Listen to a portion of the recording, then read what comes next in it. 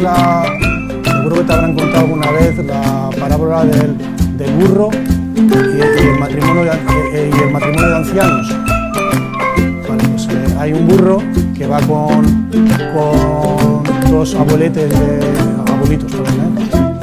de 80 años, y aparece la primera viñeta.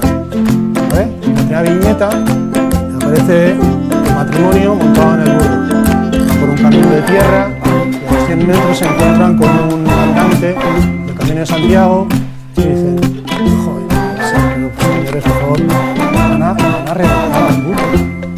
La segunda viñeta aparece la abuelita, el abuelo llevando el burro andando. Se van a encontrar con otro caminante del Camino de Santiago, le dice: señor, ¿no puede montar a la señora y ir juntos en el camino? Aparece otra viñeta, y en la otra viñeta aparece el burro solo, caminando, y los abueletes de la mano.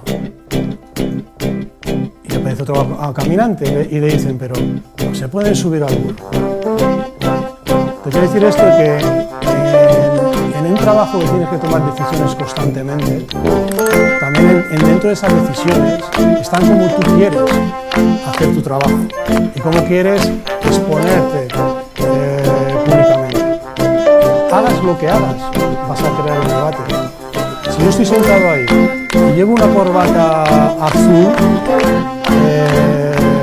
fuerte, seguro que se me diría algo. Si la llevo roja, se me diría algo. Si no llevo corbata, algo se me diría. A mí no me preocupa nada que yo, como he querido exponeros, crea debate. Yo lo único que he querido es exponer de una manera diferente una rueda de prensa, porque la considero muy aburrida estar ahí arriba sentado.